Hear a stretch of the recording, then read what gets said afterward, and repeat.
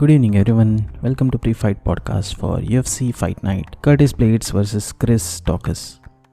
If I had to just break this down objectively, stylistically, Curtis Blaydes is a clear grappler. I think इस division के one of the best grapplers हैं.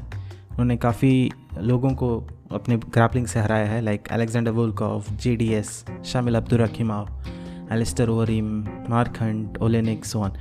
One of the veterans जो clearly grappling के लिए जाने जाते हैं. Although he has lost to Francis Ngannou and Derek Lewis, the knockout artists of the division, but he has always come back strong. And उनका जो last fight था Jairzinho Rozenstruik के against, I think that went pretty much how I predicted it would go. He grappled him and then dominated him. Meanwhile, Chris Daukus का I think last fight I had missed against Derek Lewis. He's a striker, primarily known for his striking, क्योंकि वो almost सबको knockout करते हैं अपने career में. And his greatest wins are Shamil Abdurakhimov and Aleksei Oleinik. Of course, उनका जो last loss था against Derek Lewis, last knockout, that is somewhere going to play a factor यहाँ पे.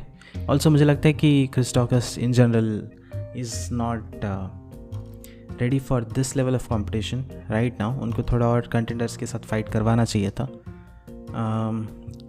At least Curtis Blaydes के हिसाब से if I have to say, मुझे लगता है कि Curtis Blaydes is much more grappling wise skilled and यहाँ पे if I have to make a prediction, I think Chris Daukus will be in trouble once the fight goes to the ground. Even वो अगर वहाँ पे थोड़ा सा manage कर ले, but how many rounds यहाँ पे 5 rounds में I don't know if he can survive. And I think यहाँ पे Curtis Blaydes के लिए it would be a relatively easier win than his former fights. But heavyweight में कुछ भी हो सकता है. Knockout is always on the cards, तो we can see that.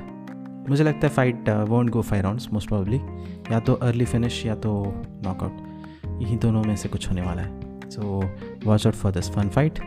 Next fight जो है Aleksei Grasso versus Joanne Wood now is definitely the fight which I'm looking forward to. Aleksei Grasso has been one of my favorite fighters to watch and she has improved on her striking. उनका जो last fight था Messi barber के against, she showed that she has one of the better boxing skills among the contenders. And ये DC भी कह रहे थे probably Aleksei Grasso's boxing is better than a lot other fighters, which I agree with. Joanne is also another fighter जिनका boxing बहुत अच्छा है. We saw that against Jessica I, जहाँ पे she had a very dominant win. Although वो 2 fights अभी lose कर चुके हैं against Lauren Murphy and Taylor Santos, but that doesn't change the fact that she has really good wins. She was almost a contender for the title before losing to Jennifer Maia. यहाँ पे if I have to make a prediction, मुझे लगता है कि right now Joanne Calderwood is on fall and Aleksei Grasso is on the rise, and that's one of the factors which मुझे लगता है majorly यहाँ पे affect करेगा. Of course, Joanne Wood is around 35 years of age, while Aleksei is a relatively younger fighter of 28. And just these factors मुझे लगता है will play out. Aleksei Grasso को मैं pick करूँगा for a decision win most probably. And if she gets this win, she will be much closer to fighting Valentina Shevchenko, which is the ultimate goal of course. But मुझे लगता है still she'll need a win or two before reaching there. At least one win. I think she'll get closer to the title after this.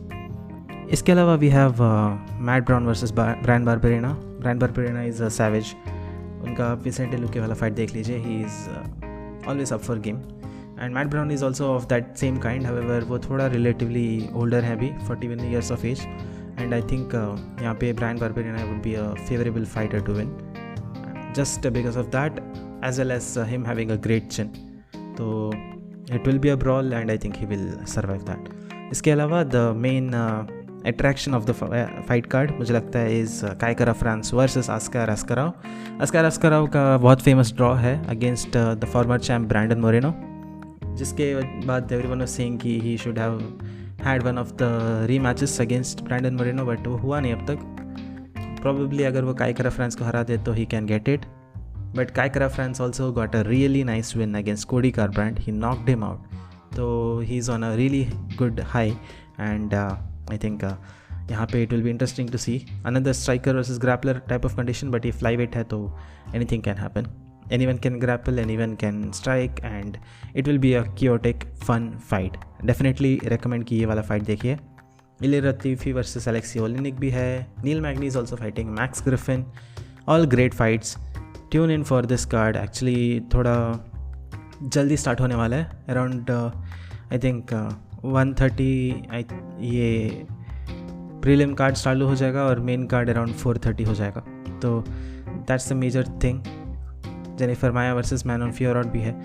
Try to catch it live if possible, या फिर बाद में you can try to go through 5 pass और some other alternatives and check the fights. That's all for this week. Enjoy the fights. Take care. Bye.